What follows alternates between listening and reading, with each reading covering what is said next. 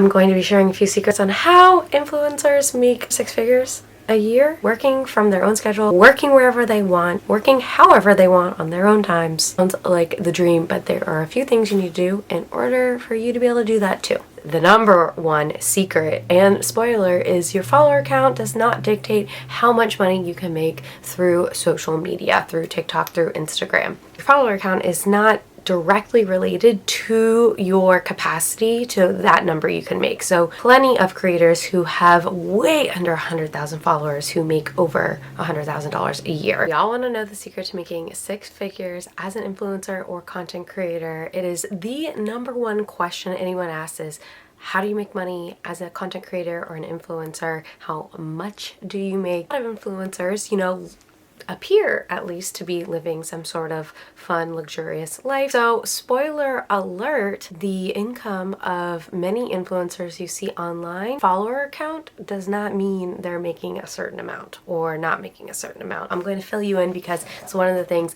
a lot of people don't talk about, and it's one of the first things that I know we ask. So the top secrets for how influencers make six figures. This is what I have done. This is how I have been able to build my influencer business. If you don't know who I am, I'm Callie Hill. I share all things travel, remote work, and just my lifestyle living at the beach. Make sure you hit that subscribe button here on YouTube. I do lots of tutorials and insights if you want to work remotely, if you want to be a content creator. Let's dive into the secrets, how you can make six figures as a content creator and an influencer. Real secret to how they're able to make so much, and you can have not a lot of followers because a lot of companies are prioritizing micro influencers over larger influencers because those are the ones who are actually converting at a really high rate. Yes, there are numbers that have to do with it. I go over in another video where I talk about influencers versus content creators versus UGC creators, the differences of the work and what companies hire them to do.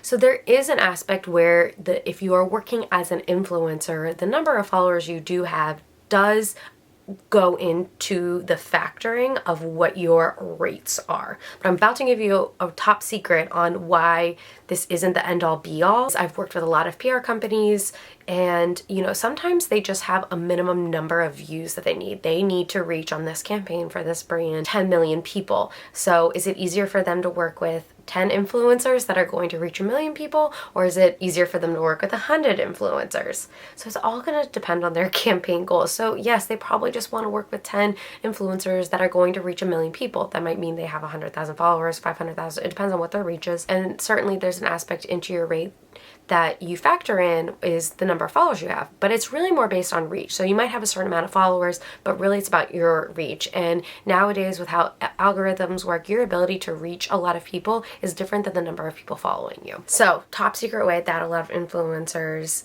increase the amount that they make is by offering packages, not just looking at it as one-off deals. So you might have something come in your inbox, or you might reach out and you're thinking this deal or this brand collab is going to be $1,000, but you're able to basically offer even more than what they need, that they actually do want, and turn that $1,000 offer into a $5,000 offer. So they don't just say, hey, I'm going to do one post and one set of stories. They're going to say, hey, I could do one post and a set of stories for X amount of dollars, but I could do 3 posts and 3 times the stories and add a TikTok in there.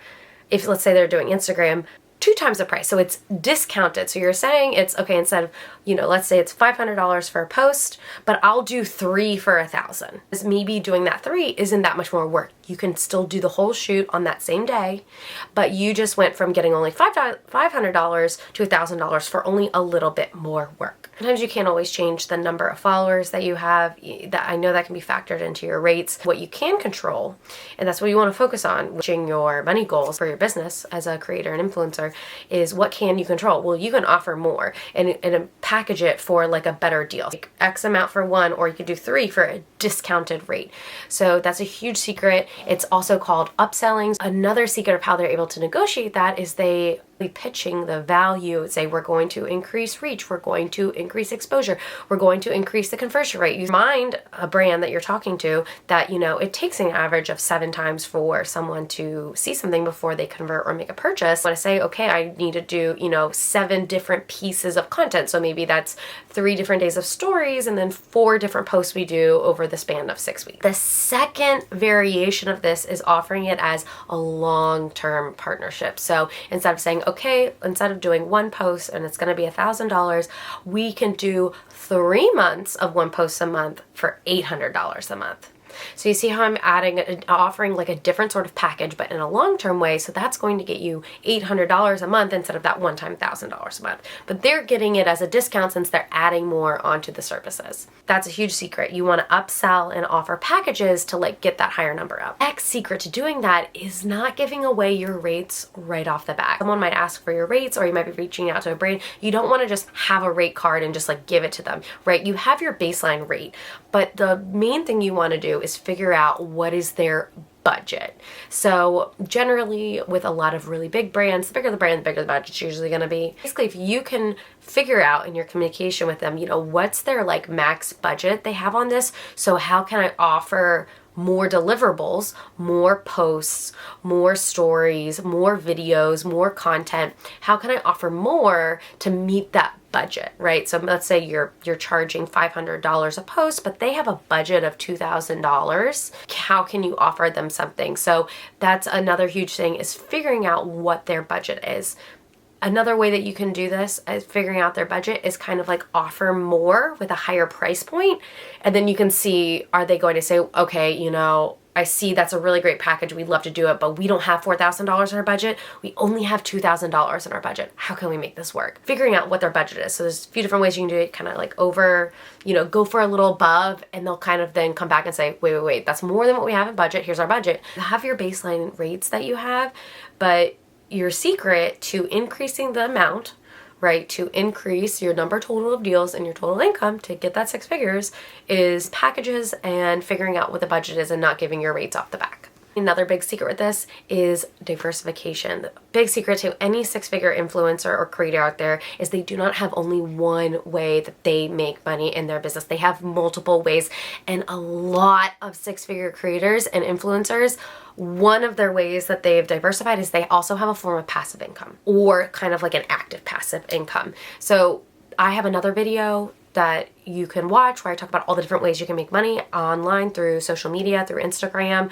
as a creator or an influencer. I talk about all of these strategies, but a few different main ones. You know, you could have affiliate links, and so you already have a page that someone goes to, and when they click on it, you get a commission from it. I call that an active passive because you do have to actively be sort of promoting those things in order for people to like be finding it and clicking on those links.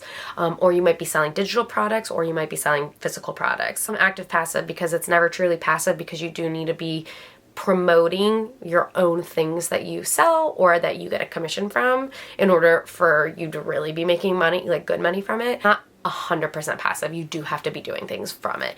But the whole point is that you just aren't getting brand deals. You are also having your own product or having affiliate links that you get commission on. So some other ways that you're making. Another form of diversification, and this goes along with how do you increase your packages and like offer more and upsell and negotiate, is you offering different services. So you don't just offer Instagram posts or TikToks or Reels, but you offer things like licensing or creating content for them. So maybe you do a post on your page, but you also do some content creation for them. Talk about that in that other UGC video as well, where I talk about UGC versus content creation and influencer work. You go there so you can offer that. Other things that you can charge for are exclusivity. So maybe you're working with a hair care brand, you charge for exclusivity that you're not going to work for any other hair care brands for 3 months. So you're only going to post about them on 1 month, but you're going to be not posting about any hair care brands for 3 months, and so you would charge for that exclusivity. You can also charge for licensing. So let's say a brand, I've done this a lot, you can sell the rights to use your image in their advertising. So a post on your page is one thing, but you sell the rights for them to use your post or your images or separate images that you create for them in their own marketing. So you would give them licensing rights. You can also do whitelisting or blacklisting. So that's kind of where the brand is promoting your post. So if they want to promote your post that you do or a piece of content that you do, and they can either run it under their page or they can run it under your page, you charge extra for these things. Everything kind of goes into the diversification. So you have a bunch of services that you offer as an influencer or creator, but you also have a bunch of different ways in which you bring in money. And so that always adds up. Now, another top secret of six-figure influencers is they are on more than one platform and they're making money from more than one platform. All these creator platforms are now paying creators. Instagram is paying creators, TikTok pays creators, YouTube pays creators. And also you make money from advertisements on your blog. So this all goes under diversification. They might be making money from ads on their blog, and they might be making money from sponsored posts on their Instagram.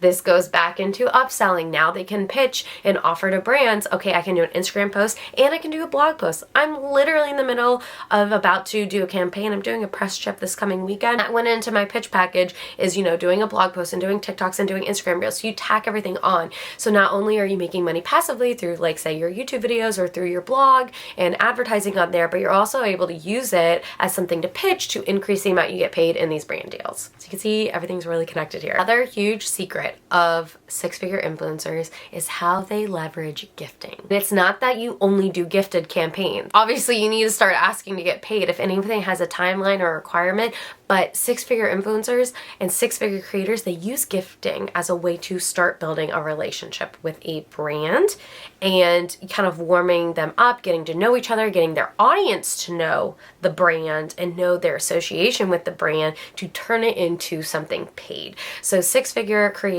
leverage gifting to open the doorway to be able to have bigger brands. Big red flag though, if a brand says, oh, we're gifting and we have a paid campaign coming up, they're just trying to, like, really incentivize you to get gifted and post about them. A lot of the times in my experience, it's complete BS and they're just saying that. So if they come out the door saying that, then that's probably a red flag. Like, ignore that. If they say, like, oh, this is going possibility, let's test the waters for this, have a budget coming in the next quarter. You know, if they come out saying that, just a red flag. I would be skeptical. That's a secret though. Using gifting and receiving free products for a non-obligatory post. You know, you have no obligation to post when you get gifted something, but you should, right? Because you want to start building that relationship and you also want to start preceding any sort of campaign in the future to your audience, and it just makes it more organic. Last secret, and this is a big one because this is the majority of my biggest partnerships and my biggest deals are because of this, and that is because of PR companies. Every single brand that I have ever worked with, and I have worked with a lot of brands now in 5 years that I've been working as a creator and influencer, biggest deals that I have, it's never through the brand directly, it is through a PR company. All of the big brands with the biggest budget, they utilize PR companies or influencer agencies to handle their marketing campaigns and their influencer campaigns. Every six-figure and seven-figure influencer and creator knows this, that building relationships with PR companies is really important. That's how those gifting opportunities come out and they start building the relationship. Basically, to explain it, if a brand has the budget, you know, this is a big enough brand, they have the budget that they're hiring out PR agency, who this is literally like what they're so great at, they're hiring out and they're spending thousands and thousands and thousands of dollars in this agency to handle all of their marketing and handle all of their PR and handle their influencer campaigns. There's budget in there. So that's just where I've seen the majority of the biggest budgets come from, is a PR company that is handling the campaign for them. I just want to break down, like, what does that even look like if you make at least $100,000 a year as a content creator or a influencer? What that would look like is $10,000 deals, okay? Or you could have $1,000 deals, or you could have $25,000 deals, or you could have five $20,000 deals. Some basic math, if you really want to get nitpicky, you should make more than that because you have things called taxes. So just because your business is making a certain amount doesn't mean you're taking home as much. All the expenses, all that good stuff, but the great thing is you can write off a lot. But so that's another one of the main secrets of a lot of influencers is write-offs. We're a content creator, YouTuber, TikToker, influencer. There's a lot of things that you can write off that normal people can't really write off on their taxes. I am not a tax expert. This is not tax advice. This is just from my experience doing my taxes as a content creator and influencer. Is there's a lot of things that if you need this in order to perform your job that someone is paying you to do, then you can write off. A lot of YouTubers write off parts of their home that they use. It is a normal thing in freelancing that you could write off a portion of your mortgage for whatever your home office is. So it's the same with content creators. So if you are filming in every part of your room, you can write off a certain amount. So that's a huge secret that a lot of influencers do, is they write off a lot that, you know, normal people wouldn't write off on their taxes. Things that they have to use exclusively for content creation. So not just like equipment, but it could just be, I'm going to this cafe, not only to do work, but I'm also shooting content here. Like you would write off that meal that you're having at that cafe. Again, I'm not a tax expert. I am not a professional. This is not advice. This is just what I've learned in my experience with doing my own taxes as a creator and influencer. So I hope you got a lot out of this. If you're not already subscribed, please subscribe, hit the bell notification so you don't miss any of my new videos. I've got more videos and tips coming on influencer content creator tips and remote working. So if you're not already following me on Instagram and TikTok, also go over and follow me there. So if you haven't already watched my other videos on UGC, content creation and influencer work, different ways that you can make money through Instagram and social media, head on over those videos and I will see you guys next time.